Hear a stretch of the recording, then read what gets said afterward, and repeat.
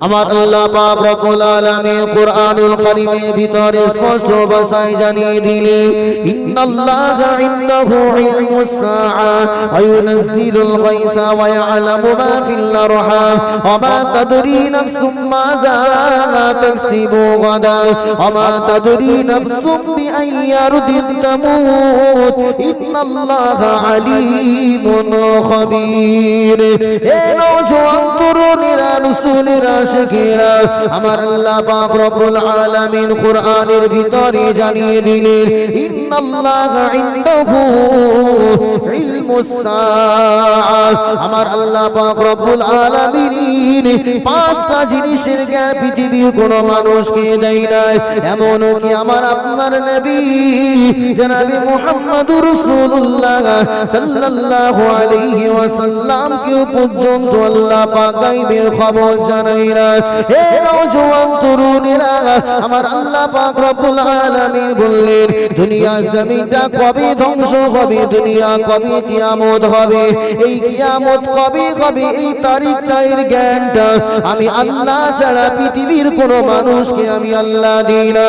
হে নওজোয়ান তরুণেরা কিন্তু আমার আল্লাহ পাক কোরআনে একাধিক আয়াতের ভিতরে কিয়ামত যে হবে তার কথাটা আল্লাহ জানিয়েছে কুল্লু মান আলাইহা ফান ওয়া ইয়াবকা ওয়াজহু রাব্বিকা যুল জালালি ওয়াল ইকরাম। আমার আল্লাহ পাক রব্বুল আলামিন কোরআনের অন্য আয়াতে আরো জানিয়েছে ইযা শামসু কুবিরাত ওয়া ইযা নুজুমু কাদারাত ওয়া ইযা জিবালু সুইরাত। হে নওজোয়ান তরুণেরা, হে রাসূলুল্লাহ দিওয়ানারা, আমার আল্লাহ পাক কিয়ামতের পূর্ব মুহূর্তে দুনিয়াতে কি কি ঘটবে তারও কিছু কথা কোরআনের ভিতরে জানিয়েছে।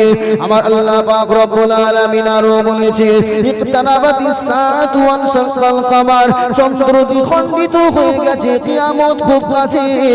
আল্লাহ নবী দুনিয়ার জমিনে আসবার পরে সমস্ত সাহাবায়ে কেরামদেরকে ডেকে বলেছিলেন হে আমার সাহাবারা, আমি রাসূলুল্লাহ যে দুনিয়ার জমিনে আমার আগমনটা হয়েছে, আমি রাসূল যে দুনিয়ার জমিনে এসেছি, এটাই হলো কিয়ামতের সবচাইতে বড় আলামত। হে নওজোয়ান তরুণেরা আমার আপনার নবী আরো জানিয়েছিলেন হে আমার সাহাবায়ে কেরামেরা, আমি আর কিয়ামতের মধ্যে পার্থক্য দেরি এতটা আছে কাহাতাইন, এই দুটো কুলের ভিতরে যতটা গ্যাপ আছে ফাঁকা আছে, আমি আর কিয়ামতের ভিতরে খুব কাছাকাছি এতটা সময় বাকি আছে।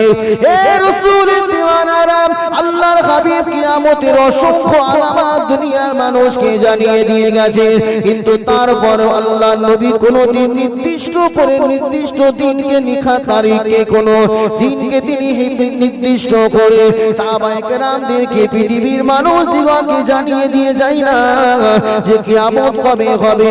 কিয়ামতের একাধিক আলামতের কথা নবী বর্ণনা করেছে, কিন্তু কিয়ামত যে কবে হবে এই কথাটা আমার আল্লাহ পাক তার হাবিবকে পর্যন্ত জানায় না।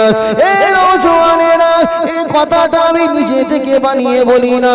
আপনি বুখারী শরীফ যদি পড়তে পারেন, বাংলা কিতাবটা খুলবেন, আপনার বুখারী শরীফের ভিতরে প্রথম একটা হাদিস পেয়ে যাবে, যে হাদিসটাকে বলা হয় হাদিসে জিবরিল। আল্লাহ পাক রব্বুল আলামিনের হাবিব সাহাবায়ে কেরামদেরকে নিয়ে ওয়াজ নসিহত করছিলেন, জ্ঞান দিচ্ছিলেন। এমন তো অবস্থায় আল্লাহ নবীর সম্মুখে একজন ব্যক্তি চলে আসলেন, মাথায় উস্কো খুস্কো চুল, পরনে সাদা জামা। আল্লাহ রাসূলের কাছে এসে ওই লোকটা আল্লাহ নবীকে কিছু প্রশ্ন করলেন। আল্লাহ নবী তার জবাবটা দিলেন। হে রাসূলের আশিকেরা, এমন তো অবস্থায় ওই লোকটা ফিরে যাওয়ার আগে আল্লাহ নবীকে সর্বশেষ প্রশ্ন করেছিলেন ইয়া রাসূলুল্লাহ, ইয়া হাবিবাল্লাহ, হুজুর আপনি বলুন কিয়ামত কবে হবে। হে নওজোয়ান তরুণেরা, হে রাসূলুল্লাহর আশিকেরা, ওই সময়তে আমার আপনার নবী জনাবে মুহাম্মদুর রাসূলুল্লাহ সাল্লাল্লাহু তাআলা আলাইহি ওয়াসাল্লাম ওই ব্যক্তিকে উদ্দেশ্য করে বলেছিল কিয়ামত কবে হবে এটা আমি মুহাম্মদুর রাসূলুল্লাহ আমার থেকে প্রশ্নকারীর কাছে বেশি খবর খবর আছে। এ নওজোয়ান তরুণেরা, ওই ব্যক্তি যখন আল্লাহ রাসূলের কাছ থেকে বিদায় নিয়ে আল্লাহ নবীর দরবারটা ছেড়ে চলে গেলেন, আল্লাহ রাসূল সাহাবায়ে কেরামদেরকে জিজ্ঞাসা করেছিলেন, ও বাবা সাহাবারা, ও আমার সাহাবারা, তোমরা কি বলতে পারো লোকটা কে ছিল? না না, বলতে পারবো না ইয়া রাসূলুল্লাহ। হুজুর আপনি বলে দেন। ওই সময় আমার আপনার নবী, আখিরি জামানার নবী মুহাম্মদুর রাসূলুল্লাহ সাহাবায়ে কেরামদেরকে ডেকে বলেছিলেন, ও আমার সাহাবারা, ওই ব্যক্তি সাধারণ কোনো মানুষ ছিল না সাহাবারা, ওই ব্যক্তি ছিল আল্লাহর মালাইকা হযরতে জিবরিল আমিন আলাইহিস সালাম। একটু জোরে বলেন সুবহানাল্লাহ। এ আমার সাহাবারা, আল্লাহর ফেরেশতা জিবরিল আমিন আমার কাছে এসেছিল তোমাদের দ্বীনের ব্যাপারে কিছু শিক্ষা দেওয়ার জন্য। এই হাদিস থেকে স্পষ্ট হয়ে যায় আল্লাহর নবী কিয়ামত যে কোন তারিখে হবে, কোন দিনে হবে, কোন সময় হবে, আমার আল্লাহ হাবিবকেও এই জ্ঞানটা দেয় না। কিন্তু কিয়ামত হবে হবে, এতে কোনো সন্দেহ আছে বাপ? জোরে বলেন, একটু আওয়াজ দেন না। হবে, কিন্তু কোন মানুষ বলতে পারবে না কিয়ামত এত সালে হবে। কিছু কিছু মাথা মোটা দেখা যায় সোশ্যাল মিডিয়া বলে 2026 দুনিয়া ধ্বংস হয়ে যাবে। কোথায় পেয়েছে? ওর কাছে কি নতুন করে আবার জিবরাইল ওহী নিয়ে এসেছে নাকি? কথা বলছেন না কেন? আল ইয়াউমা আকমালতু লাকুম দীনাকুম ওয়া আতমামতু আলাইকুম নি'মাতি ওয়া রাদিতু লাকুমুল ইসলাম দীন। আল্লাহর নবী বলেছিলেন দিন পরিপূর্ণ হয়ে গেছে। নতুন করে কোন বার্তা আল্লাহ দুনিয়াতে আর দেবেন না। যা বার্তা দেবার আল্লাহর রাসূল মারফত আল্লাহ পাক জানিয়ে দিয়েছেন। 2026 সালে দুনিয়া ধ্বংস হবে, তোমার কোন বাপ বলেছে? কথা বলছেন না? মাঝে মাঝে দেখা যায় না, বাংলাদেশ থেকে কিছু গবেষক বার হয়, ওদের মাথায় গোবর আছে। আল্লাহ যেখানে হাবিবকে জানালো না, তারা কোন জ্ঞানের ভিত্তিতে বলে 2026, কেউ বলে 2024 চলছে? এখন ধ্বংস হলো না। আমার আব্বা জামাই জানেরা, নওজওয়ানেরা, তরুণেরা, এ রাসূলুল্লাহর আশিকেরা, ঈমানটাকে, আকীদাটাকে মজবুত করুন। আমার আল্লাহ পাক কোরআনের ভিতরে বললেন, ইন্নাহু ইলমুস সাআ, কিয়ামত দুনিয়া জমিনে কবে সংঘটিত হবে তা কেউ বলতে পারবে না। কিন্তু কিয়ামত হওয়ার পূর্বে আল্লাহর নবী কিছু আলামাত উম্মাতানিদিগকে জানিয়ে দিয়ে গিয়েছিলেন। হে কিয়ামত হওয়ার পূর্বে দুনিয়ার জমিনে তোমরা যখন দেখতে পাবে মানুষ গান বাদ্য নিয়ে বেশি করে সময় কাটাচ্ছে, গানের শিল্পীদেরকে মানুষ ভাড়া করে বেশি সময় কাটাচ্ছে, গানের ভিতরে মানুষ বিভোর হয়ে পড়বে, গান বাদ্য যন্ত্র নিয়ে যখন মানুষ পড়ে যাবে, এ বাবা সাহাবারা মনে রেখে দাও, তখন মনে করবে কিয়ামত আর খুব একটা বেশি দূরে নয়। এ রাসূলুল্লাহর আশিকেরা, বুকে হাত দিয়ে বলুন, আজকে আমাদের সমাজের ভিতরে গান বাদ্য, গান বাজনা বেড়েছে না কমেছে? জোরে বলেন, একটু আওয়াজ দিয়ে বলেন। শিল্পী, গানের শিল্পীদেরকে ভাড়া করে তাদেরকে সম্মান দেওয়া হবে, এটা রাসূলুল্লাহ হাদিস বলছি। আল্লাহর নবী হাদিসটা এমন ভাবে বলে গেছেন যেন ভারতের বর্তমান অবস্থা দেখে বর্ণনা করেছেন। 1500 বছর আগে নবীজি যখন গান বক্স কিছু ছিল না, আল্লাহর নবী সেই যুগের কথা বলেছেন যে গানের শিল্পী, গান বাদ্যযন্ত্রের এত পরিমাণে চাহাত মানুষের বেড়ে যাবে। চলছে না? চলে না? গান তো এটা স্পষ্ট হারাম হারাম, কিন্তু এখন মানুষ মধুর সঙ্গে বিষ মিশিয়ে খাচ্ছে ভাই। কেমন? গান তো স্পষ্ট হারাম, গান দিতে পারছে না, তাই কি করছে? দুধের স্বাদ ভুলে মিটাচ্ছে। কিছু গজল শিল্পীকে ভাড়া করে এনে পিছনে দেখবেন ডিজে চালিয়ে দিয়ে গজল হচ্ছে না? হয় কথা বলছেন না কেন বাপ? ভাড়া করে আনছে না? গজল হচ্ছে, আর গজলের সঙ্গে সঙ্গে কি করা হচ্ছে দেখেছেন আপনারা ইউটিউবে সবগুলো নাকি দেখেন না? কথা বলেন, দেখেছেন না দেখেন না? না, ওয়াজ আজকে শুরিয়া আর হবে না। দোয়া করে দিই নাকি বাপ? একজনও কথা বলছেন না, আমি জানি না কি। হ্যাঁ, একটু কথা না বললে কি করে ওয়াজ করব? আচ্ছা, আপনাদের কি খুব রাগ টাগ হচ্ছে নাকি? তাহলে কিছু বলছেন, একটু তাকবীর দেন তো দেখি। নারায়ে তাকবীর। বিরিয়ানি জলসায় এই তাকবীর মানায়? একটু জোরে বলেন না, নারায়ে তাকবীর। আরো জোরে বলেন, নারায়ে তাকবীর। বাবা মা, এই রকম ইসলামিক জলসা, নবিয়ানা জলসাতে গজল শিল্পী ভাড়া করে এনে গজল নবীর শানে গাওয়া বেশাক ভালো, অসুবিধা নাই। কিন্তু সাথে কি করা হচ্ছে? বাদ্যযন্ত্র নয়, মুখ দিয়েই ঢোলের কাজ করে দেওয়া হচ্ছে। যে গজল শুনে ছেলে পিলেও সামনে ড্যান্স করছে। ইউটিউবে একটা মিথ্যা কথা বলছি না, প্রমাণ সহকারে দেখাতে পারো। মানে এমন গজল হচ্ছে শ্রোতা সহ সব নাচছে। তাহলে তোমার গজল আর গজল থাকতো না, গজব হয়ে গেল। ঠিক না বেঠিক? জোরে বলে। আর এই সমস্ত শিল্পীদের ভাড়া করছে কারা? মুসলমান সমাজের ছেলেরা। গান তো ডাইরেক্ট হারাম, বলছে গান দেওয়া যাবে না, তাই গানের বদলে একটু কি দিয়ে দিই, হালকা করে গজব দিয়ে দিই। গজল করে আনছে। ছেলেরা গাচ্ছিল, ছেলেরা মন পোষায় না, চলো লেডিস ভাড়া করো। মহিলা শিল্পী স্টেজে এনে গজল গাওয়ানো হচ্ছে। বাপ সমাজ হয় না? একটু জোরে বলেন, হচ্ছে না হয় না? আরে মহিলাদের কাজ বাড়িতে রান্না করা, স্বামীর খিদমত করা, সেই মহিলা আজকে ঘর ছেড়ে দিয়ে আজকে পুরুষ শিল্পীদের কমি পড়ে গেছে। তাই মুসলমানকে জাহান্নামের রাস্তা সহজ করবার জন্য এই মুসলমান জাতি নিজের পয়সা, রক্ত পানি করা পয়সা, মাথার ঘাম পায়ে ফেলা পয়সাগুলো খরচ করে জাহান্নামের পথকে সোজা করবার জন্য মহিলা শিল্পীদের ভাড়া করে এনে নবিয়ানা মেহফিলে তুলে দিয়ে গজল গাওয়াচ্ছে। তার মানে কিয়ামত খুব দূরে না কাছে? জোরে বলে, খুবই কাছে, খুবই কাছে। আল্লাহ রাসূলের যুগে একজন সাহাবা যদি বর্তমান, আমার নিজের কথা বলছি, যদি বেঁচে থাকতো আর এই রকম মহিলারা এসে ডাইরেক্ট গজল বললে, আমার মনে হয় সাহাবায়ে কেরামরা এসে পুরো গ্রামটা জ্বালিয়ে দিত। কেন? মহিলাদের কণ্ঠস্বরটাও হচ্ছে পর্দার আওতায় পড়ে। ওয়াকরনা ফি বুয়ুতিকুন্না ওয়ালা তাবাররুজনা তাবাররুজাল জাহিলিয়াতিল উলা। আল্লাহ বলেছেন তোমরা আইয়ামে জাহিলিয়াতের মহিলাদের মতো রূপ সৌন্দর্যের বহির্প্রকাশ ঘটিয়ে তোমরা ঘর ছেড়ে রাস্তায় যাবে না, ঘরের মেয়ে ঘরে থাকবে। কার কথা? জোরে বলে, আল্লাহর কথা। 22 নম্বর পারার একেবারে প্রথম পৃষ্ঠায় আছে। সেই মহিলা 2 সন্তান 3 সন্তানের মা এখনো পর্যন্ত স্টেজে এসে গজল গাইছে। আর আপনাদের মুসলমান কিছু হাঁ করে সব শুনছে। যারা গাইছে তারাও জাহান্নামে যাবে, যারা শুনছে তারাও যাবে, যারা ভাড়া করে আনছে পরে জাহান্নামে যাবে। যাবে না? যাবে না? চুরি করা আর চুরি কারণে বলা সহযোগিতা করা, উভয় এক পাপীর পাপী। ঠিক না বেঠিক? এই জোরে বলে।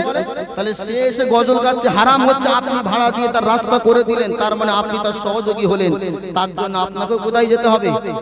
জোরে বলেন, জাহান্নামে। কি সুন্দর করে এসে ওই মহিলাগুলো স্টেজে দাঁড়িয়ে গজল বলছে মায়েদের উদ্দেশ্যে। জান্নাতি হতে চাও যদি গো নারী, পর্দা পুশিদা হও ও গো মা জননী। এই রকম গজল, কথাগুলো তো ভালোই বলেছে। ঠিক না? শোনো না, শোনো না ও গো মা বোনেরা, শোনো না, শোনো না ও গো মা বোনেরা, কেমন ছিল মা ফাতেমা জননী। জান্নাতি হতে চাও যদি গো নারী, পর্দা পুশিদা হও ও গো মা জননী। কথা একটা খারাপ বলেছে? এই বেহায়া, তুই নারীদেরকে শিক্ষা দিচ্ছিস তোরা মা ফাতেমার মতো হ। তো মা ফাতেমার জীবনী খুলে একটা দেখা যে মা ফাতেমা কবে ঘর ছেড়ে লোককে হিদায়াত করবার জন্য গজল গাইতে গিয়েছিল। ওদের মাজায় লাথি মেরে স্টেজ থেকে ফেলে দিলে বর্তমান আমার মনে হয় একটা বড় মাপের সওয়াব সে পেয়ে। কত বড় নির্লজ্জ বেহায়া না হলে নিজে পর্দার খিলাফ করে মায়েদেরকে হেদায়েতের কথা বলতে শেষ স্টেজে লজ্জা করে। তুমি যখন গজল গাইছো তোমার মুখের দিকে হাজারো যুবক চেয়ে রয়েছে, সব তুমি যাচ্ছ জাহান্নামে, সব ফাটাকে জাহান্নামী বানাচ্ছ। ওদের জন্য আমি লিখেছি জান্নাতি হতে চাও যদি গো নারী, আর গজল বলা ছেড়ে দিয়ে থাকো তুমি বাড়ি। কথাই কি আপনার একমত? একমত? গজল গাবে নাকি বাড়ি থাকবে? বাড়ি থাকাটাই ভালো তো নাকি? জান্নাতি হতে চাও যদি গো নারী, গজল বলা ছেড়ে দিয়ে থাকো তুমি বাড়ি। শোনো না, শোনো না ও গো মা বোনেরা, ফরজ, এ তো খোদা পাকের বাণী, ঠিক না বেটি? পর্দা করা ফরজ, গজল বলা ফরজ। একটু জোরে বলছেন না কেন? না সুরিয়ার লোকের মনে গাইটাই লাগছে নাকি? আরে কার কেটে গেল, ছিলে গেল, ওই ডাক্তার আমি না যে কাঁদলে ইনজেকশন দেওয়া ছেড়ে দেবো, যখন এসেছি ফুটিয়েই দেবো, যা হয় হবে, ঠিক না বেটি? কথা বলছেন না কেন? একটু আওয়াজ দেন, তাহলে মনে করবো না আমার একটু সহযোগী আছে ভাই, নাহলে একা গেলে আবার কোথা থেকে ইট ফিট মাথায় পড়ে যায়। এই জন্য সবাই মিলে একটু আওয়াজটা দেন যে মহিলাদের দিয়ে গজল গাওয়ানো যাবে নাকি, জোরে বলে। হারাম হারাম হারাম, স্পষ্ট হারাম। এদের বাপগুলোকে যদি বলা হয়, একটাকে ফোন করে বলা হলো, ও আবার উত্তর দিচ্ছে, শোনেন, বলছে মেয়ে তোর না আমার।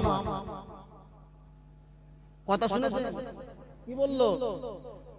বলছে মেয়ে তোর না আমার। তা আমার মেয়ে জাহান্নামে যাবে, তোর অত জ্বালা করছে কেন? ভাষাটা শোনে। তা যা, তোর মেয়ের নেই, তুই জাহান্নামে যা, আমি আলেম, আমার দায়িত্ব ছিল। কেন? আল্লাহর রাসূলের একটা কথা, তোমরা যদি একটা বাক্য জানো সেটা মানুষের কাছে পৌঁছে দাও। আল্লাহর রাসূলের কথা আমি জানি, তোমাকে বললাম মেয়েকে জাহান্নামে দিও না। তোমার উত্তর যদি এই হয়, তুমি যাও, তুমি জাহান্নামে গেলে আমার কি কোনো ক্ষতি আছে নাকি? আর যদি না বলি, তার জন্য আমার বিপদে পড়তে হবে। মাশাআল্লাহ, আমাদের মতো কিছু সংখ্যক এই বক্তারা এই প্রতিবাদ, তীব্র প্রতিবাদ করবার কারণে বর্তমান 2022 থেকে 24 ভিতরে এখন মোটামুটি দেখছি মহিলাদের একটু কমেছে। তবে দক্ষিণ 24 পরগনায় এখনো মাশাআল্লাহ ওরা এসব শোনে না, এখন চালিয়ে যাচ্ছে। তবে আলহামদুলিল্লাহ প্রতিবাদের কারণে এই ওয়াজগুলো নেটে চলে যায়, ইউটিউবে যায়। অনেক ছেলে হয়তো অন্যায় করে, কিন্তু ঘরের ভিতরে পরে শুনে মনে মনে ভাবে যে না, হুজুর তো ঠিক কথাই বললো, কেন গুনাহগুলো ছেড়ে দেয়। তো মাশাআল্লাহ অনেকটাই কমেছে।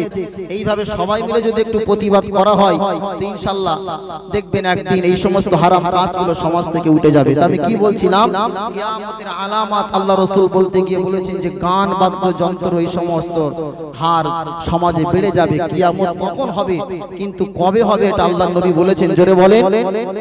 বলে নাই আমার আব্বাজামি জানেরা, নওজওয়ানেরা, তরুণেরা, হে রাসূলুল্লাহর আশিকেরা, আমার আল্লাহ পাক রব্বুল আলামিন কোরআনুল কারীমের ভিতরে আরো জানিয়ে দিলেন, ইন্নাল্লাহা ইনদাহু ইলমুস সাআতি ওয়া ইউনাজ্জিলুল গায়সা। আমার আল্লাহ পাক রব্বুল আলামিন বললেন, প্রথম নাম্বার কিয়ামত কবে হবে, এই জ্ঞানটা আমি আল্লাহ ছাড়া দুনিয়ার জমিনে আর কেউ বলতে পারবে না। দ্বিতীয় নম্বরে আমার আল্লাহ পাক জানিয়ে দিলে, আয়ুনাজ্জিলুল গায়সা, দুনিয়ার জমিনে কোন জায়গাটায় কোথায় পানি বর্ষণ হবে, এই খবরটা আমি আল্লাহ ছাড়া পৃথিবীর জমিনে আর কেউ বলতে পারবে না। এ নওজওয়ান তরুণেরা, শীতের সময়তে স্বাভাবিক অবস্থায় পানি হয় না। পানি হওয়ার জন্য নির্দিষ্ট কিছু সময় রয়েছে, কাল রয়েছে, কিন্তু আমার আল্লাহ পাক যদি চান অসময়ে পানি বর্ষণ করাতে পারে না, জোরে বলে। হে রাসূলুল্লাহর আশিকেরা, আমার আল্লাহ পাক বললেন, আমি আল্লাহ জানি কোথায় পানি হবে, এই খবরটা পৃথিবীর আর কেউ বলতে পারে না। মুখস্থ করে বাড়ি যান, কিয়ামত কবে হবে কেউ বলতে পারবে না। দ্বিতীয় নাম্বার, পানি কোথায় হবে কেউ বলতে পারবে না। কিন্তু বর্তমান আজকে অত্যাধুনিক অনেক বড় বড় মেশিন আবিষ্কার হয়েছে। আবহাওয়া দপ্তরে বসে বসে মাঝে মাঝে দেখবেন আমাদের অগ্রিম বার্তা পৌঁছে দেওয়া হয় যে আগামী শনিবার থেকে নিম্নচাপ হবে। যদিও তারা ফাইনালি বলে না, সম্ভাবনা রয়েছে বলে, ঠিক না বেটি? কেন? তাহলে আপনি বলবেন যে আল্লাহ বললেন যে বলা সম্ভব না, কিন্তু ওরা তো বলে, আবার মাঝে মাঝে দেখবেন ওদের কথা ঠিকও হয়। হয় না? হয় না? অগ্রিম বার্তা যেটা দিয়ে দেয় যে অমুক এলাকাতে পানি হওয়ার সম্ভাবনা, এক সপ্তাহ নিম্নচাপ, বা এই যে আমফানের মতন যে ঝড়গুলো হয়েছিল, ওই ঝড়ের আগে থেকে কিন্তু মানুষকে বার্তা দেওয়া হচ্ছিল। সমুদ্রের উপকূলে যে মানুষগুলো ছিল তাদেরকে সরিয়ে নিয়ে আপনার অনেক দূরে নিয়ে যাওয়া হয়েছিল তাদের জানকে হেফাজত করাবার জন্য। এই যে অগ্রিম বার্তা তারা দিল, পানি, ঝড়, তাহলে এরা তো আগে থেকেই সব খবর পেয়ে গেছে, তাই খবর দিয়েছে। তাহলে আল্লাহর কোরআনে যে 1500 বছর আগে বলা আছে, তাহলে এটা কি মিথ্যা? না, এটা একটু বুঝে নেন মুসলমান, একটু বুঝে নেন।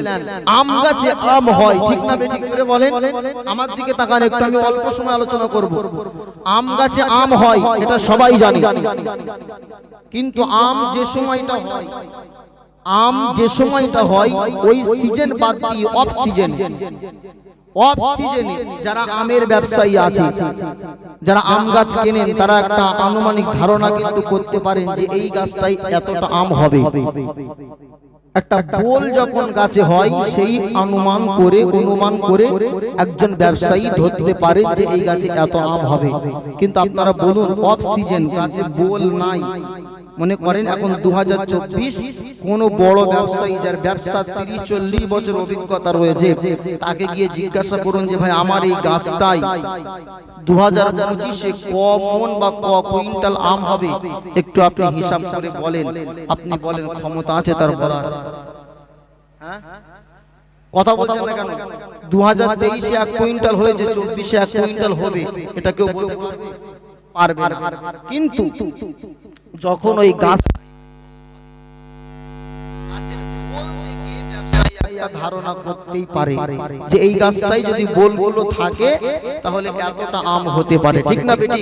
কিন্তু বোল না থাকলে ধারণা দিতে জোরে বলুন পারবে না। তেমনই ভাবে আমার আল্লাহ এই যে খবরগুলো আমাদের কাছে আসছে আবহাওয়া দপ্তর থেকে, পানি হবে, ঝড় হবে, ঠিক তেমনই ভাবে আমের বোল ফুটিয়ে দিচ্ছে আল্লাহ। আম গাছের বোল ফুটিয়ে দেওয়া মানে হলো আল্লাহ পাক কিছু নিদর্শন মানুষের সম্মুখে বহির্প্রকাশ করে দেয়, যেগুলোর জন্য মানুষের সুবিধা হয়, যে এই আযাবগুলো আসে, গজবগুলো আসে, তার কিছু ধারণা আল্লাহ ওই মেশিনে ধরা দেয় যে হতে পারে। তখন মানুষ সাবধানতা অর্জন করে, সেই মানে বালা মুসিবত থেকে বেঁচে যায়। কিন্তু আমার আল্লাহ পাক রব্বুল আলামিন যদি তার কিছু নমুনা মানুষকে না জানিয়ে দেয়, কোন পৃথিবীর কোন মানুষের ক্ষমতা হবে না যে সেই মানে আপনার অগ্রিম বার্তা দেওয়া। যারা 1 সপ্তাহ 2 সপ্তাহ আগে ঝড় পানির আপনার খবর আমাদের কাছে পৌঁছে দেয়, ওই আবহাওয়া দপ্তরে আপনি গিয়ে যদি জিজ্ঞাসা করেন স্যার 2024 চলছে, 2025-এ জানুয়ারি মাসে কোন কোন এলাকায় পানি হবে তার লিস্ট একটু বার করে দেন, ও কেন 14 গোষ্ঠী যদি আসে তাও খবর বলতে পারবে না। কেন? আল্লাহ যতক্ষণ তার জানাবার ক্ষমতা দেবে। জোরে বলুন সুবহানাল্লাহ। আমার আল্লাহ পাক রব্বুল আলামিন এই জন্য দ্বিতীয় নম্বরে কুরআনুল কারীমের ভিতরে জানিয়ে দিলেন আয়ুনাজ্জিলুল গায়সা, পানি কবে হবে, পানি কোথায় হবে, কোন জায়গাটাতে হবে, এই খবরটা একমাত্র আমার আল্লাহ ছাড়া দুনিয়া জমিনে আমার আল্লাহ কাউকে জানিয়ে দেয় না। এ নওজোয়ান তরুণেরা, হে রাসূলুল্লাহর আশিকেরা, আমার আল্লাহ পাক রব্বুল আলামিন দ্বিতীয় নম্বরে জানিয়ে দিলেন ওয়ায়ালামু মা ফিল আরহাম। হে দুনিয়ার মানুষেরা, তৃতীয় নম্বরে একটা জ্ঞান আমি আল্লাহ আমার কাছে আমি রেখে দিয়েছি, যে জ্ঞানটা পৃথিবীর কোন মানুষের কাছে নাই। ওই জ্ঞানটা হলো মায়ের রেহেমের ভিতরে বাচ্চাটা কি রয়েছে, এটা আমি আল্লাহ ছাড়া দুনিয়া জমিনে আর কেউ বলতে পারবে না। হে রাসূলুল্লাহর আশিকেরা, মায়ের রেহেমের ভিতরে যখন বাচ্চাটা আসে, ওই বাচ্চাটা ছেলে হবে না মেয়ে হবে না, দ্বিতীয় লিঙ্গ স্ত্রী অর্থাৎ আপনার হিজড়া হবে, কি হবে এই লিঙ্গের খবরটা আমার আল্লাহ ছাড়া আর কেউ বলতে পারবে না। ওই ছেলেটা বড় হয়ে চোর হবে, ডাকাত হবে, হাফেজ হবে, আলেম হবে, কারি হবে না মাওলানা হবে, এই খবরটা আমার আল্লাহ ছাড়া দুনিয়া জমিনে আর কেউ বলতে পারে না। হে রাসূলুল্লাহর আশিকেরা, কিন্তু আজকে বর্তমান আল্ট্রাসোনোগ্রাফি করে অনেক সময় মায়েদের গর্ভের ভিতরে কি আছে, ছেলে আছে না মেয়ে আছে, এটা কিন্তু ভিডিও ফুটেজ করে দেখানো যায়। যদিও এটা সরকারি আইন অনুযায়ী দণ্ডনীয় একটা বড় অপরাধ। কেন? যে সমস্ত ল্যাবে এই সমস্ত পরীক্ষাগুলো হয়, আপনি দেখবেন সেই সমস্ত ল্যাবে লেখা থাকে এখানে কোনো লিঙ্গ নির্ধারণ করা হয় না, তা জানিয়ে দেওয়া হয় না মায়ের গর্ভে ছেলে আছে না মেয়ে আছে।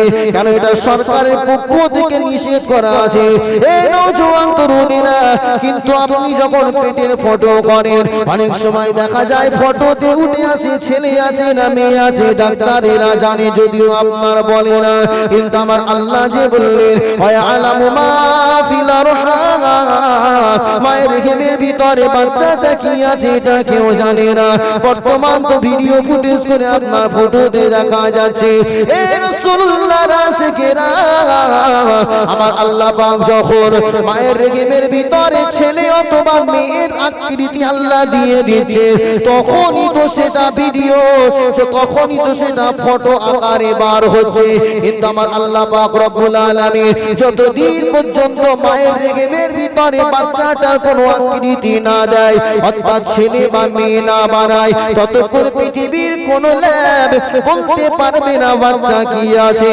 এ রাসূলুল্লাহর আশিকেরা, আল্লাহ পাক সূরাতুল মুমিনুনের ভিতরে আল্লাহ একটা আয়াত, লম্বা আয়াত দিয়েছে, যে আয়াতের ব্যাখ্যাতে জগৎ বিখ্যাত মুফাসসির আল্লামা ইবনে কাসির রাহমাতুল্লাহ আলাইহি তিনি ব্যাখ্যা করতে গিয়ে লিখেছেন, পৃথিবীর কোন মায়ের রেহেমের ভিতরে যখন নাপাক পানিটা গিয়ে জমা হয়, 4 মাস অতিক্রম না হওয়া পর্যন্ত আমার আল্লাহ মায়ের রেহেমের ভিতরে বাচ্চার কোনো আকৃতি দেন না।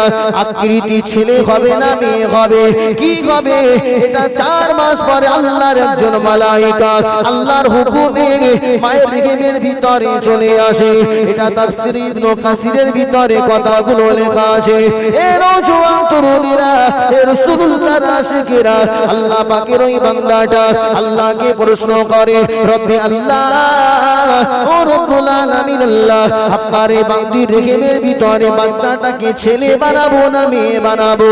আমার আল্লাহ পাক যখন হুকুম দিয়ে দেয়, 4 মাস পরে ওই বাচ্চাটাকে আল্লাহ পাক একটা নির্দিষ্ট লিঙ্গে, অর্থাৎ পুরুষ বা স্ত্রী লিঙ্গে আল্লাহ পাক বানিয়ে দেন। আল্লাহ পাক তার ভিতরে জানটা দিয়ে দেন। আল্লাহ তার হায়াত, তার রুজি কতদিন দুনিয়াতে থাকবে, কতটা নিঃশ্বাস নেবে, কতটা রুজি ভক্ষণ করবে, আল্লাহ পাক সমস্ত কিছু ওই বাচ্চাটা তাকদীরে লিখে দেয়।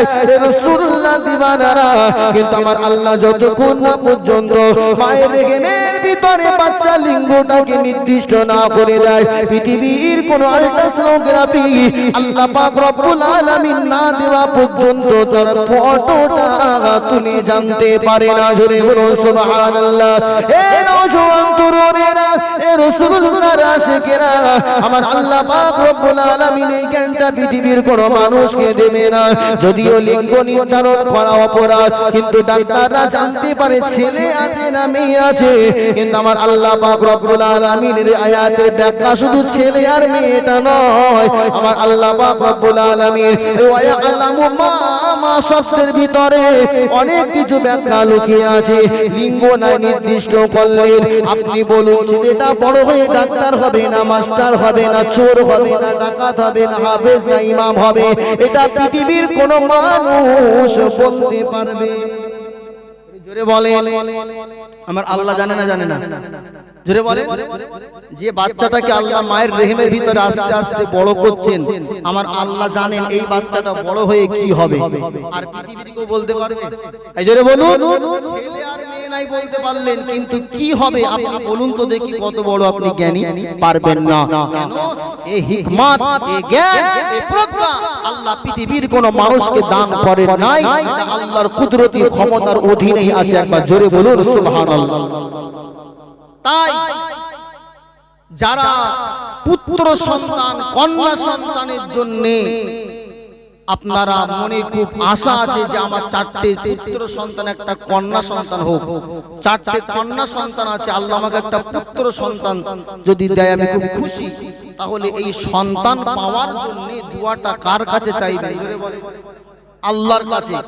যখনই আপনি সন্তান নেওয়ার নিয়ত করবেন, 4 মাস পর্যন্ত আমার আল্লাহ পাকের কাছে যদি রুনাজারি করেন, কান্নাকাটি করেন, কোরআন তেলাওয়াত করেন, নামাজ কালাম করেন, আর বলেন আল্লাহ আমার 3টে ছেলে আছে, আল্লাহ আমার 3টে মেয়ে আছে, আমি একটা ছেলে চাই একটা মেয়ে চাই, আমার আল্লাহ যদি আপনার দোয়া কবুল করেন, আপনার ইচ্ছা আল্লাহ পাক কবুল করে নিয়ে আপনার মনের নিয়াতটাকে পূরণ করে দিতে পারেন। জোরে বলুন সুবহানাল্লাহ। আল্লাহ ছাড়া পৃথিবীর কোন মানুষের দরবারে গিয়ে যেন মান্যতার নজর করবেন না, কোন পীর সাহেবের মাজারে গিয়ে যেন বলবেন না হে খাজা মেরে মতলব কো তু পুরা কর দে।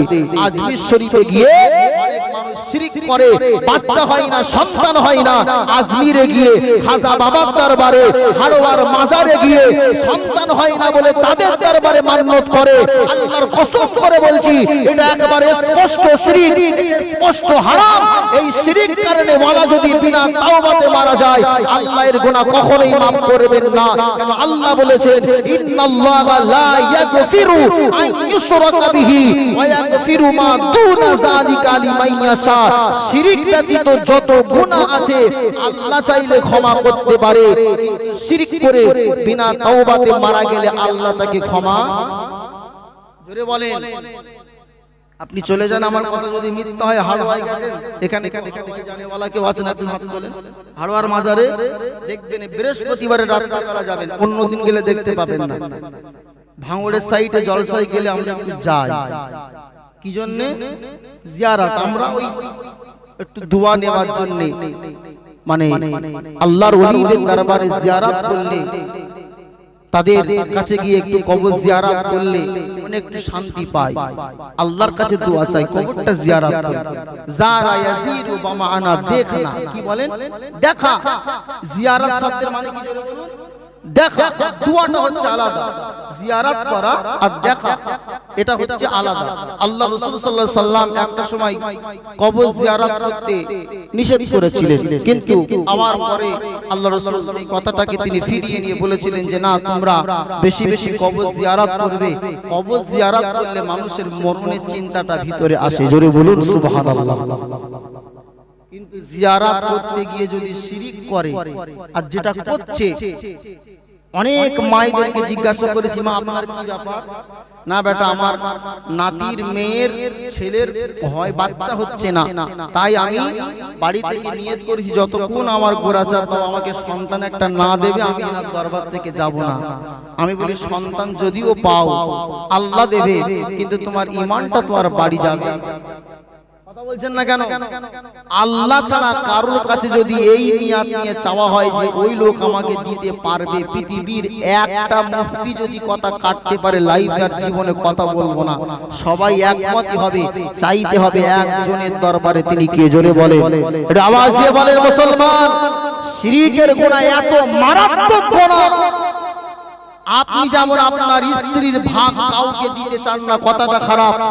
আমি মোহর দিয়ে আমার স্ত্রীকে বিবাহ করেছি, আমার স্ত্রীর উপর আমার হক। আমার স্ত্রী একটা পর পুরুষের সাথে কথা বললেও আমি স্বামী, আমার রাগ হবে, ঠিক না বেঠিক? এই জোরে বলছেন না কেন? তেমনই ভাবে আমার আল্লাহ আমাকে বানিয়েছেন, সেই নাপাক পানি থেকে 10 মাস মায়ের নারীর সঙ্গে জুড়িয়ে দিয়ে খাবারের ব্যবস্থা করলো। আল্লাহ চলবার জন্য পা দিল, হাত দিল, শ্রবণ শক্তি, আল্লাহ ব্রেন মানে জ্ঞান, সব কিছু আল্লাহ দিল। আর বড় হয়ে আল্লাহর কাছে না চেয়ে যেমন ওলির দরবারে চাইবেন, স্ত্রী পরপুরুষের সাথে কথা বললে স্বামীর যেমন রাগ হয়, ঠিক আল্লাহকে বাদ দিয়ে দুনিয়ার কোন দরবারে গিয়ে মানুষ হাত পাতলে আমার আল্লাহ কি হয়ে যায়? জোরে বলেন, কথা বলছেন না কেন? রাগান্বিত হন, আর এতটাই রাগান্বিত হন যে শিরকের গুনাহ আল্লাহ ক্ষমা করেন না। কথা বলছেন না কেন? ক্ষমা হবে না বাপ আমার। তাই এটা মনে রাখতে হবে, ইয়াহাবুলি মাইয়া শাহ ও ইনাসা ওয়া ইয়াহাবুলি মাইয়া শাহ যুকুর, ছেলে অথবা মেয়ে যা কিছু হয় আমার আল্লাহই দিয়ে থাকেন। জোরে বলুন সুবহানাল্লাহ। একটু মহব্বতে দিল খুলে মহব্বতে দরুদ আল্লাহুম্মা সাল্লি আলা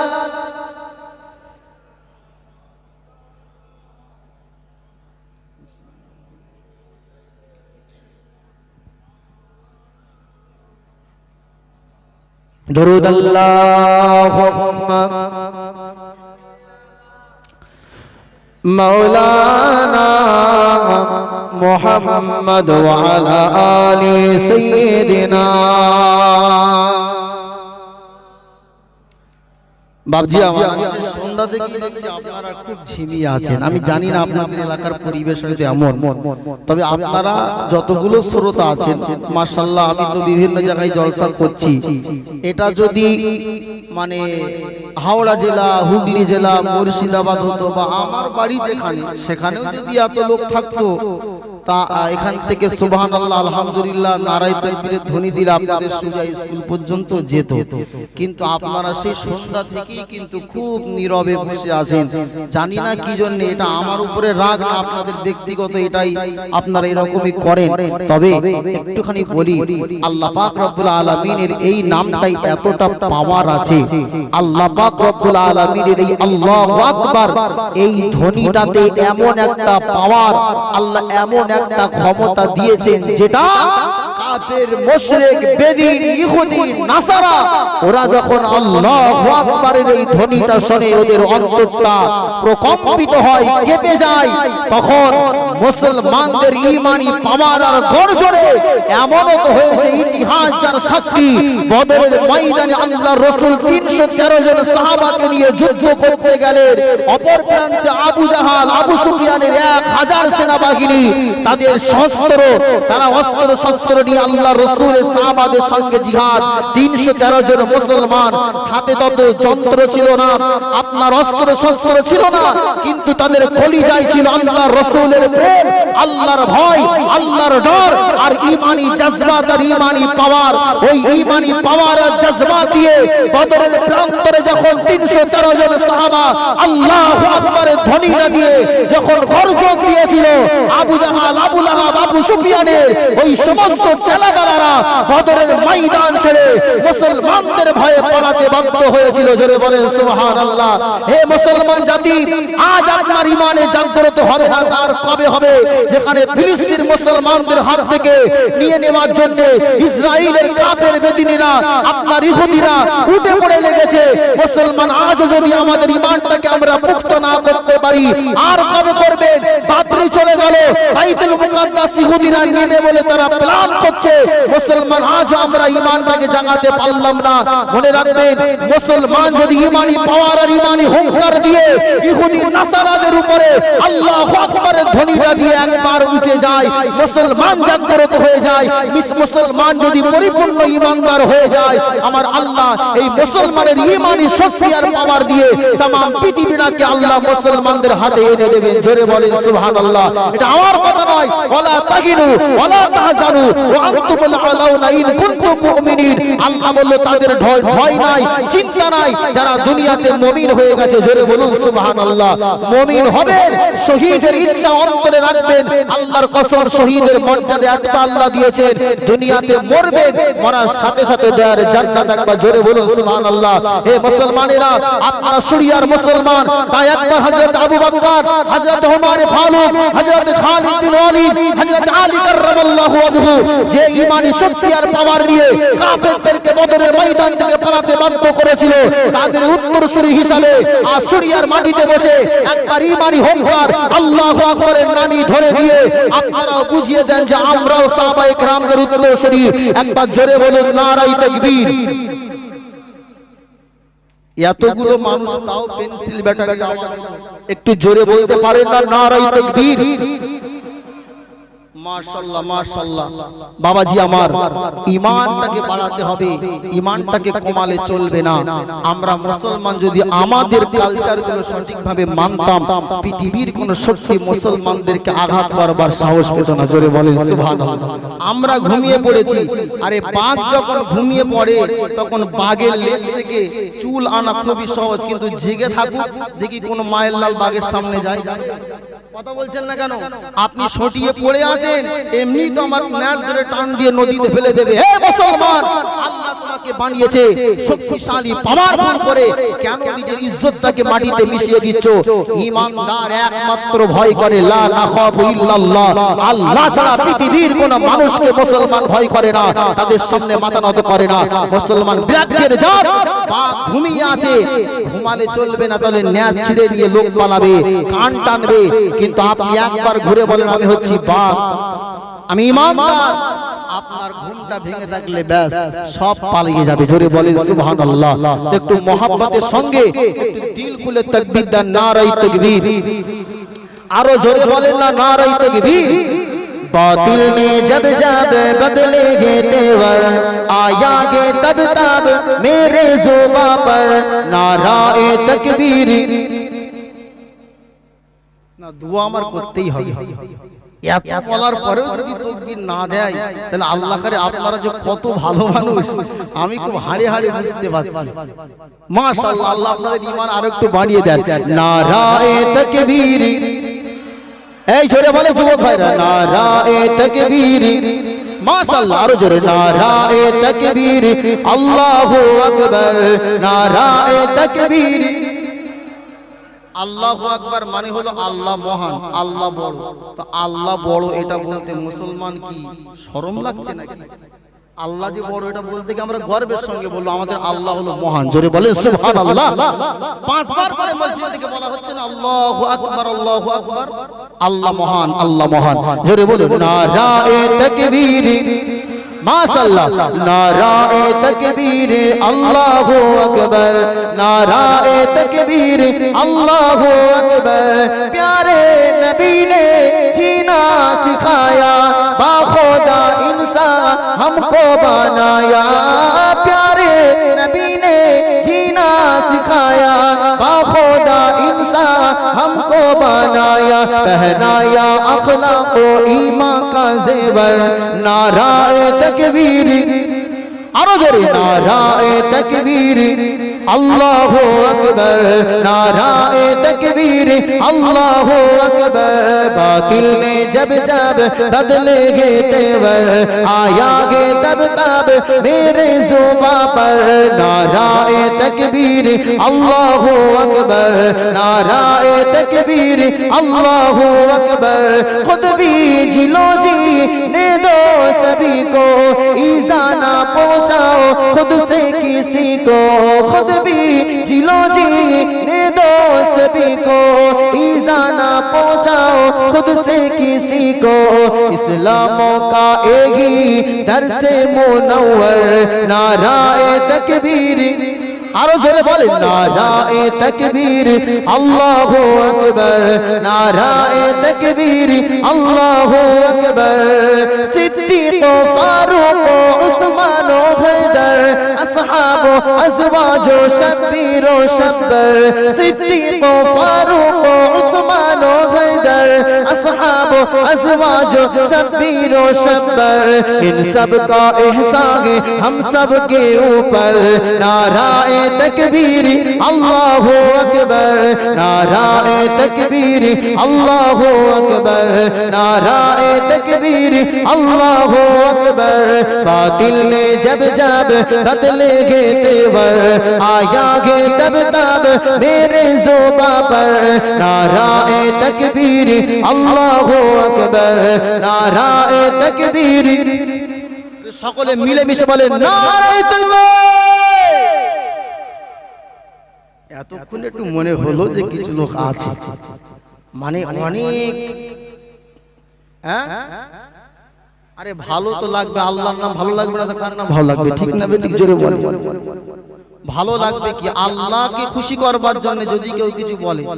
এখানে আমি যা বলছি সত্যি কথা বলছি, আল্লাহ যদি রাজি হয় মাশাআল্লাহ, আল্লাহর দিকে তাওয়াক্কুল রেখে ভরসা রেখে আমার ঈমানি শক্তি ঈমানি পাওয়ার নিয়ে বলছি, তারা সত্যি লিল্লাহিয়াতের জন্য কথা বলবে। আমি বলে কাউকে ভালো লাগাতে পারবো না। যদি আমার আল্লাহর পছন্দ হয়ে যায় সবার প্রত্যেকের অন্তরে এই কথাগুলো গেঁথে যাবে। জোরে বলুন সুবহানাল্লাহ। জোরে বলবেন না সুবহানাল্লাহ? আমি যে ওয়াজ আপনাদের কাছে করছিলাম তিনটে জিনিস বলেছিলাম, ওয়া আলামু মাহফিল আরহাম, যে মায়ের রেহেমের ভিতরে বাচ্চাটা কি আছে এটার জ্ঞান একমাত্র কার কাছে আছে? জোরে বলুন। আল্লাহর কাছে যদি ছেলে অথবা মেয়ে চাইতে হয় কার কাছে চাইবেন? আল্লাহর দরবারে না পীরের দরবার?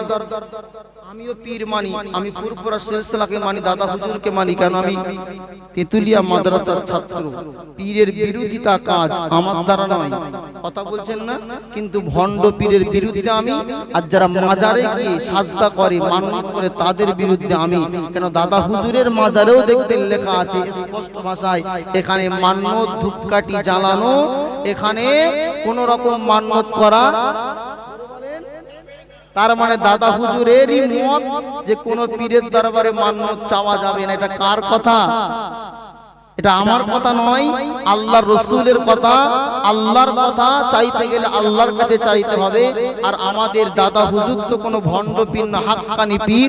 উনিও নবীর তরিকার কথা বলেছেন। বাবা হে আমার ভক্তবৃন্দরা, তোমরাও যেন আমার কাছে এসে আমার কাছে চাইবে না। চাইতে গেলে আবু বকরের যে রব, আমি দাদা হুজুর আবু বকর আমার যে মালিক, তার কাছে দুহাত তুলে চাও। দেনে ওয়ালা হলেন তিনি। একবার জোরে বলেন সুবহানাল্লাহ। কিন্তু মানুষ দেখবেন পয়সা খরচ করে এই ফাল্গুন মাস আসছে, বিশাল ট্যুর নিয়ে চলে যাবে আজমির। মাশাআল্লাহ, জান কোনো অসুবিধা নেই। আমার দুটো জায়গায় অসুবিধা, বলে রাখ করবেন? বলবো যা হয় হবে ইনশাআল্লাহ। দুটো সমস্যা। সমস্যাটা হলো বাসের ভিতরে মহিলা আর ছেলেরা একসাথে যায় না। যদি বাড়ির লোকের টিকিট না হয় তাহলে আপনার টিকিটও হবে না। কথা বলছেন না কেন? ওই যে 14-15টা দিন বাসের ভিতরে আপনার স্ত্রী থাকবে, আপনার স্ত্রীকে আপনি পর্দার ভিতরে রাখছেন বাড়িতে, আপনার স্ত্রীকে দেখার হক একমাত্র আপনার, ঠিক না বেটি? 14-15টা দিন বাসের ভিতরে যদি যায়, বলেন একটা মানুষ কতক্ষণ ঠিক থাকতে পারবে? আচ্ছা, দ্বিতীয় নাম্বার, মহিলারা মাজারে যাবে কেন? মহিলাদের মাজারে কোনো কাজ আছে? কথা বলছেন না কেন? যদি মহিলাদের কবরস্থান বা মাজারে যাওয়া জায়েজ হতো, তাহলে স্বামী মারা গেলে স্ত্রীর জন্য মাটি দেওয়া জায়েজ হতো। আপনারা জানেন অবশ্যই যে স্বামী মারা গেলেও মহিলারা মাটি দিতে পায়। কথা বলেন না কেন? কেন মহিলারা কবরে যেতে পারবে না? পৃথিবীতে শুধু একমাত্র মহিলাদের একটা জায়গায় ছাড় দেওয়া হয়েছে, সেটা হচ্ছে কোথায়? মক্কা এবং মদিনা, যেখানে আল্লাহর নবীর পক্ষ থেকে যাওয়া মহিলাদের জায়েজ করা হচ্ছে। সেটা বাদ দিয়ে মহিলারা আর কোথাও যেতে, আজ যদি যায় তাহলে জাহান্নামের রাস্তা সোজা হবে, জান্নাতে যেতে পারবে বলেন না। তাহলে আপনি আপনার স্ত্রীকে সঙ্গে করে নিয়ে যাচ্ছেন আজমিরে। আজমির কেন, তামাম পৃথিবী ঘুরে বেড়ান পর্দার সহিত, কোনো অসুবিধা নাই। কেন? আল্লাহর একটা কোরআনের আয়াত আছে যে তোমরা আমার সৃষ্টিকে তোমরা দেখো, কোনো অসুবিধা নেই। কিন্তু বাসের ভিতরে ছেলে আর 15টা দিন থাকবে, পর্দার ব্যাঘাত ঘটবে না? ঘটবে না? জোরে বলেন। ঘটবে না? তাহলে আপনি ট্যুর করতে যাচ্ছেন, এটা ওয়াজিব নয়, সুন্নাত নয়, ফরজ নয়, একটা মুস্তাহাসান কাজ বলতে পারেন। গেলে আপনি একটু নামাজ কালাম করবেন, আর সব তো বেশি হবে না। বাড়ির মসজিদে নামাজ পড়াও যা, আজমিরে গিয়েও পড়া তা, মাটির মসজিদে নামাজ পড়লেও যা সওয়াব, আপনার শ্বেত পাথরের মসজিদে নামাজ পড়লেও সেই সওয়াব। কোনো বেশি কম আছে? শুধু 3টে মসজিদে আলাদা, মসজিদুল হারাম, মসজিদুল নববী আর বাইতুল মুকাদ্দাস। এছাড়া আর কোনো মসজিদে নামাজ পড়বার জন্য সফর করা যাবে না, হাদিস থেকে নিষেধ আছে। তাহলে মা, আপনি কেন মাজারে যাচ্ছেন পর্দার সঙ্গে? যাওয়ার পরে কি করছে? এই মহিলাগুলোই ওখানে গিয়ে মান্নত করছে, শিরিক করছে যে খাজা বাবা, আমি অনেক দূর থেকে, সেই ভারতের পশ্চিমবঙ্গ থেকে আপনার কাছে এসেছি, বাবা আপনি আমার এই মনের আশাটা পূরণ করে দেন। কি বলছে? কার কাছে? খাজা বাবার দরবারে। বলছে না? মাথা ঠুকছে, নিজের চোখে দেখা বলছি। হাড়োয়ার মাজারে গড়াগড়ি খাচ্ছে। ঘুটিয়ারি শরীফে গিয়ে দেখেছি মহিলারা গড়াগড়ি খাচ্ছে। আমার কথা হল এই জায়গাটায় মহিলারা মাজারে যেতে পারবে না। আর সফর করতে যাচ্ছে, সেখানে পর্দা খেলাপ হয়ে যাচ্ছে। এই দুটো জিনিস আপনার হারাম হয়ে যাচ্ছে। তাই আপনার সওয়াব হবে না, বরং কি হবে? গুনাহ হবে। আব্বা জানেরা, নওজওয়ানেরা, তরুণেরা, এ রাসূলুল্লাহ দিওয়ানারা, রাসূলুল্লাহর আশিকেরা, মুনিরকেরা, আমার আল্লাহ পাক রব্বুল আলামিন কুরআনুল কারীমের অন্য আয়াতে সূরাতুন নূরের ভিতরে আল্লাহ জানিয়ে দিয়েছে, কুল্লিল মুমিনিনা ইয়াগুদ্দু মিন আবসারিহিম ওয়া ইয়াহফাযু ফুরুজাহুম ওয়া কুল্লিল মুমিনাতি ইয়াগুদ্দুনা মিন আবসারিহিন্না ওয়া ইয়াহফাযুনা ফুরুজাহুন্না। হে আল্লাহর বান্দা বান্দিরা, আমার আল্লাহ পাক জানিয়ে দিয়েছে, এই দুনিয়ার পুরুষেরা তোমরাও যখন রাস্তা দিয়ে চলবে, তোমাদের দৃষ্টিকে হেফাজত করবে, অবনত রাখবে। এই দুনিয়ার মহিলারা, আমি আল্লাহ তোমাদিগকে বললাম, তোমরাও যখন যা রাস্তা দিয়ে হাঁটবে, তোমাদের লজ্জায় স্থান দৃষ্টিকে অবনত রাখবে। তাহলে আপনার ঘরের স্ত্রী, আপনি স্বামী, আপনি বাসের ভিতরে যদি একসঙ্গে 14-15টা দিন সফর করেন, অবশ্যই অবশ্যই আপনার স্ত্রীর পর্দা ব্যাঘাত ঘটবে। আপনার স্ত্রীর পর্দা ব্যাঘাত ঘটবার জন্য আপনার স্ত্রীর কারণে হে আল্লাহর বান্দারা আপনাকেও কিন্তু জাহান্নামের আগুনে জ্বলতে হবে। কেন একটা স্ত্রী একটা মহিলা যখন জাহান্নামে যাবে সে একা যাবে না, আল্লাহকে বলবে আল্লাহ আমার স্বামী ছিল আমাকে বাধা দেয় না, আমার বড় সন্তান ছিল আমাকে বাধা দেয় না, আমার বড় ভাই ছিল আমাকে বাধা দেয় না, আল্লাহ আজকে আমি জাহান্নামে যাব, আমি একা কেন যাব? আল্লাহ আমি বুঝতাম না আমাকে তারা আমাকে নিষেধ করে না, আল্লাহ আমার সম্মুখে তাদেরকে হাজির করেন।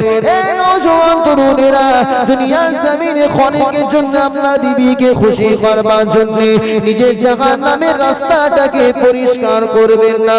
হে রাসূলুল্লাহ দিওয়ানারা, যদিও আপনার ওলির দরবারে ওলির মাজারে চলে যান, ওখানে গিয়ে আপনারা আল্লাহর ওলির জন্য দোয়া করবেন, নিজের জন্য দোয়া করবেন। এতটুকু আপনি করতে পারেন যে আল্লাহ পাকেরা হচ্ছে আপনার বন্ধু, আপনার বন্ধুর খাতিরে ওসিলা করে আমাদের দোয়াটুকু আপনি কবুল করে নেন। এর বেশি আর কিছু দুনিয়ায় যদি কোনো মাজারে চাওয়া জায়েজ হতো তাহলে নবীর দরবারে চাওয়া জায়েজ হতো। নবীর দরবারে গিয়ে চাওয়া, কথা বলছেন না কেন? আপনি কি এখানে হাত তুলবেন, আপনার হাত মেরে ফাটিয়ে ফেলবে পুলিশেরা। এই হাজি কাবা, কাবার দিকে চাইতে হবে। দেখো দেনেওয়ালা মুহাম্মাদুর রাসূল নয়, দেনেওয়ালা হলেন আমার আল্লাহ। জোরে বলেন সুবহানাল্লাহ, জোরে বলেন সুবহানাল্লাহ। নবীর কাছে চাইতে হবে না, আল্লাহ শিখিয়ে দিয়েছে হে আমার বান্দারা যদি আমাকে পেতে চাও আমার রাসূলুল্লাহর কাছে চেও না, আমার রাসূলুল্লাহকে ইত্তেবা করো, অনুসরণ করো। আমার নবী যেটা বলেছে মা আতাকুমুর রাসূল ফাখুযুহু ওয়া মা নাহাকুম আনহু ফান্তাহু, আমার নবী যেটা বলেছে সেটাকে মানো, যেটা নিষেধ করেছে সেটাকে ছাড়ো। আমার হাবিবের ইত্তেবা করো। আমি আল্লাহ বললাম আমার মহব্বত তোমরা পেয়ে যাবে। জোরে বলেন সুবহানাল্লাহ, আরো জোরে বলেন সুবহানাল্লাহ। নবীকে খুশি করতে গেলে রাসূলুল্লাহর ইত্তেবা করতে হবে, অনুসরণ করতে হবে। মুখে দাড়ি নাই, বিড়ি টানতে টানতে আজমিরে যাচ্ছে, বলেন নবী তার প্রতি খুশি না? আর আপনি যাচ্ছেন আজমির শরীফে, বাপ আমার মুখে দাড়ি নাই, নামাজ কালাম ঠিকঠাক পড়ে না। যে কয়জন আজমিরে যায় শুনেছি তো, হাতে গোনা কয়েকজন নামাজ ঠিকঠাক পড়ে, আর মাশাআল্লাহ সব নামাজ কি হয়ে যায় মা কেউ পড়ে না। নামাজ কাজা করে বিড়ি খেতে খেতে বাসে করে যাচ্ছে খাজা বাবার দরবারে, যদি উঠে একবার আসতো যেমন ভাবে সে পিতৃরাজের খড়ম দিয়ে পিটেছিল, আপনাকেও পিট দেই কি করতে আমার দরবারে এসেছিস? কথা বলছেন না বাপ আমার। তাই সন্তানাদি চাইতে হলে চাইতে হবে একজনের কাছে, আল্লাহর কাছে। আল্লাহ শিখিয়েছেন নবী ইব্রাহিমের 82 বছর বাচ্চা হয়নি, কত বছর? 82 বছর আল্লাহর কাছে বলছে রব্বি হাবলি মিনাস সালিহিন, আল্লাহ আমাকে একটা সন্তান দেন। 82 বছর বয়স আল্লাহ কবুল করে ইসমাঈলকে দিলেন। জোরে বললেন না সুবহানাল্লাহ? তাহলে কারো যদি সন্তান না হয় এই দোয়াটা মুখস্থ করে যান, রব্বি হাবলি মিনাস সালিহিন। আসলে অনেকে এটা জানে কিন্তু মানে জানে না। মানে এক ইমাম সাহেব 12 বছর ধরে দোয়া করে রব্বি হাবলি মিনাস সালিহিন। একটা মুক্তাদি ফলো করেছে, হুজুর যখনই দোয়া চাই তখনই এই দোয়াটা বলে। এর মানেটা কি? হুজুরের কাছে গিয়ে বলছে হুজুরের মানে কি? বলছে আমি জানি। কি বলছে? আমি জানি। এলাকায় একটা ভালো আলেম এসে হুজুর এই দোয়াটা আমাদের ইমাম প্রত্যেকদিন পড়ে, নিশ্চয়ই ভালো কিছু ব্যাপার আছে, মানেটা কি? বলছে বাপ এটা তো কোরআনের একটা আয়াত, নবী ইব্রাহিম ইসমাইলের জন্য আল্লাহর কাছে দোয়া চেয়েছিল যে আল্লাহ আমাকে একটা সুসন্তান দাও, তো ইসমাইলকে আল্লাহ দিয়েছিল। এখন ওই ছেলে এসে বলছে হুজুর আপনি এর মানে জানেন? বলছে না। বলছে এর মানে হলো যে আল্লাহ আমাকে একটা সন্তান দেন। আপনার সন্তান কটা? বলছে 12টা। বলছে খোকা যদি এই দোয়ার মানে যদি এই হতো দোয়া কবে বন্ধ করে দিতাম? জানি না, প্রত্যেক বছর দোয়া চাই, প্রত্যেক বছর হয়। মানে দোয়াটাও করে না বুঝে অনেক ইমাম।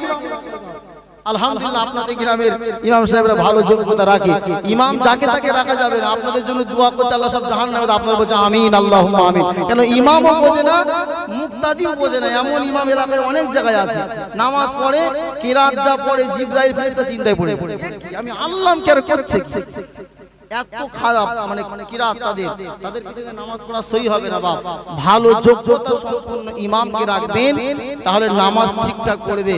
কেন নামাজের ভিতরে আছে কুল হু আল্লাহু আহাদ। একটুখানি উদাহরণ দিই, আপনারা বলছেন কুল হু আল্লাহু আহাদ, কি বলছেন? কুল হু আল্লাহু আহাদ, কিন্তু সঠিক কি কুল হু আল্লাহু আহাদ? উল বড় কফ আছে, আপনি বলুন যে বড় কফ না বললে আমার ক্ষতি কি? ক্ষতি অবশ্যই আছে। ক্বালা ইয়াকুলু, ওখান থেকে আমরের সিগা হলো উল, মানে এটা হচ্ছে আমরের সিগা, আদেশ সুযোগ বাচ্চা, হে নবী আপনি বলুন। কফ লাম পেশ কুল মানে হে নবী আপনি বলুন। আর ছোট কাপ কাপ লাম পেশ কুল, আকালা ইয়াকুলু থেকে আপনার কুল শব্দের মানে হলো হে নবী আপনি খান। একটা খান একটা বলেন, তাহলে এক কথা বলছেন না কেন? কফ লাম পেশ কুল মানে হে নবী আপনি বলুন, আর কাপ লাম পেশ কুল মানে হে নবী আপনি খান। তাহলে একটা ছোট কাপ আর বড় কাপ যদি মাখরাজে ঠিক না হয়, মানে কোথায় যাচ্ছে বুঝতে পেরেছেন? কুল হুয়াল্লাহু আহাদ, আর আমরা পড়ি কুল হু আল্লাহু আহাদ। কত পার্থক্য, এইরকম অনেক পার্থক্য আছে বাপ।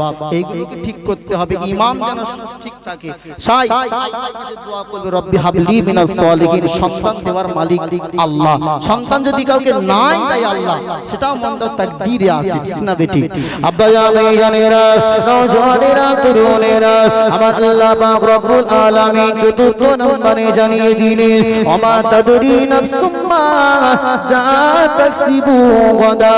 ও আমার বান্দা বান্দিরা, মনে রেখে দাও, আগামী কাল তুমি বান্দা তোমার সঙ্গে কি হতে চলেছে এটা আমি আল্লাহ ছাড়া পৃথিবীর জমিনে আর কেউ জানে না।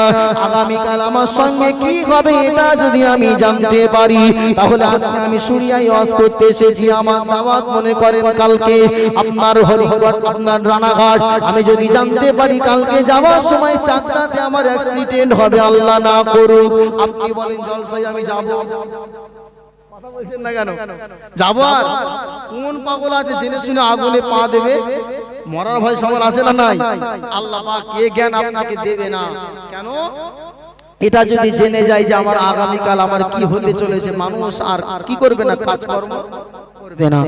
আমার আব্বা ভাইজানেরা, আগামীকাল কি হবে, ভবিষ্যতে মানুষের কি হতে চলেছে, এটা আমার আল্লাহ ছাড়া দুনিয়া জমিনে কোন মানুষের কাছে এই ইলমটা নাই, এই জ্ঞানটা নাই। তবে আপনি হাড়োয়া শিয়ালদা স্টেশনে কিছু মুরব্বী, কিছু লোককে দেখতে পাবেন যারা আপনার ভবিষ্যৎ বলে দিতে পারে। হাতটা বাড়িয়ে দিবেন, বলবেন যে সাধু বাবা, দেখবেন আছে না নেই? এত সব লাল নীল সব পাথর নিয়ে বসে আছে, বাবা আমার চাকরি হচ্ছে না, একটুখানি দেখেন। ও সর্বনাশ, তোর কপালে তো শুধু বিপদ আর বিপদ। বলে দিল কি করতে হবে, কিচ্ছু লাগবে না, 4001 টাকা মেরে দিয়ে একটা পাথর দেবো, সব বিপদ কেটে যাবে। বাবা আমার চাকরি হচ্ছে না, কি করা লাগবে? তোকে এই পাথরটা দিতে হবে, যা চলে যা অমুক সমুদ্রের নিচে অমুক জায়গা থেকে পাথরটা সঞ্চয় করছে। আমি কোথায় পাবো? তবে আমার কাছে আছে, 7000 দিতে হবে, পারবি? হ্যাঁ দিয়ে দে। ব্যাস দিয়ে দিল। সাপুড়ে কিছু আসে দেখবেন এলাকায়, কিছু কিছু গাছের নাম বলবে, এক নিঃশেষে একদমে তুলতে হবে, কেউ দেখতে পেলে কাজ হবে না। আপনি জীবনে করতেও পারবেন না, আপনার কাজ হবে না। কি করতে হবে না, আমার কাছে আছে, দিবি? বিক্রি করে দিল, মানে আপনাকে কি করছে, ধোকায় ফেলে, প্রতারণা করে, চিটিংবাজি করে আপনার কাছ থেকে পয়সা নিচ্ছে। আল্লাহর কসম করে বলছি, পৃথিবীর কোন মানুষ আপনার কি হতে চলেছে, আপনি 10 বছর পরে ধনী হবেন না গরিব হবেন, এই খবরটা পৃথিবীর কোন মানুষ বলতে পারবে না। জোরে বলেন। ও আপনাকে পাথর দিয়ে যদি চাকরি দেয়, একটা সাধারণ কমন সেন্স মানুষ আপনার নেই। আরে তুই যদি এত চাকরি দেনে বলা হবে, তুই কেন পাথর বিক্রি করছিস? ঠিক না? জোরে বলেন। তোর সব পাথর তুই 10 আঙ্গুল কেন 20 আঙ্গুলে পড়ে তুই একটু বড় চাকরি কর না। তোর চাকরি জুটছে না, তোর খাওয়া হয় না, তুই আমার পাথর দিয়ে চাকরি দিবি? আর মানুষ সব শিক্ষিত নামের অশিক্ষিত গুলো লাইন দিয়ে হাত দেখাচ্ছে। বাবা হাত দেখে একটু বলে দাও, অঙ্কুশে বলে দাও যে তোর কপালে ঝেঁটা লেগে আছে, শনি লেগে আছে, শনি কাটাতে হবে, রবি কাটাতে হবে, সব কাটাতে কাটাতে জীবন সব কাটিয়ে দেবে। আর মুসলমানও করছে। আল্লাহ রাসূল বলেছে যারা কাহিন, যারা কোন জ্যোতিষীর কাছে যাবে, আল্লাহ রাসূলের হাদিস বলছি, তারা কখনো জান্নাতে যেতে পারবে না। নাউযুবিল্লাহ বলে। জোরে বলেন নাউযুবিল্লাহ। তাই আপনার অদূর ভবিষ্যৎ কি হতে চলেছে এটা একমাত্র কে জানে? জোরে বলেন। আল্লাহ জানেন, আর কেউ জানে না। আমি আপনার আলোচনাকে শেষ করতে যাব ইনশাআল্লাহ। আমার আল্লাহ পাক রব্বুল আলামিন বললেন, ওমা তাদরি নাফসুম মাযা তাকসিবু গাদা। ও বান্দা, আগামী কাল তোমার সঙ্গে কি হতে চলেছে খবরটা তোমার কাছে নাই। ও বান্দা, আমি আল্লাহ পাক আরো একটা খবর আমার কাছে লুকায়িত রেখেছি। আল্লাহ পাক শেষ নম্বরে বললেন, ওমা তাদরি নাফসুম মাযা তাকসিবু গাদা ওমা তাদরি নাফসুম বিআইয়ারদিন তামুত। ও বান্দা, তোমার মৃত্যুটা কবে হবে, কোথায় হবে, কিভাবে হবে, এই খবরটা আমি আল্লাহ ছাড়া পৃথিবীর কোনো মানুষ আর বলতে পারবে না। ও বান্দা, তোমার মৃত্যুর খবরটা আমি আল্লাহ পাক লুকিয়ে রেখেছি। মৃত্যুর খবর যদি কারোর 1 বছর আগে বলা হয় যে চাচা আপনার 1 বছর পরে মৃত্যু, তো আপেল টাপেল শেয়ার খাবে, কথা বলছেন না কেন? 2 মাসে মরে যাবে, টেনশন। যদি তার ডেট বলে দেওয়া হয়, কোনো মানুষ আর বাঁচবে? কিন্তু আমি এখানে ওয়াজ করছি তো, আমি আগামীকাল মরবো মনে করেন আমার লেখা আছে, আমি কিন্তু জানি না। আমি কিন্তু আজকে আনন্দে আছি যে কালকে সকালে উঠে মাশাআল্লাহ প্রথমে ক্লাসে যাব, গিয়ে সকালে ওখান থেকে মসজিদে নামাজ পড়বো, আমার যে ডিউটি ভাবছি। কিন্তু আমার যে পদরেই মরণ আছে কিন্তু আমি জানি না। নিঃসন্দেহে আমি আনন্দের সঙ্গে কাটাচ্ছি। কিন্তু আমার যদি বলে দেওয়া হয় রফিকুল তোর মৃত্যু ঠিক সকাল 6টায় হবে, বলেন ওয়াজ আমার আর হবে? তোর ওয়াজ তুই রেখে দেবে 6টায়, মরবো আমার চিন্তাই ব্যাস শেষ। 6টা পর্যন্ত যাবে না, তার আগেই শেষ হয়ে যাবে।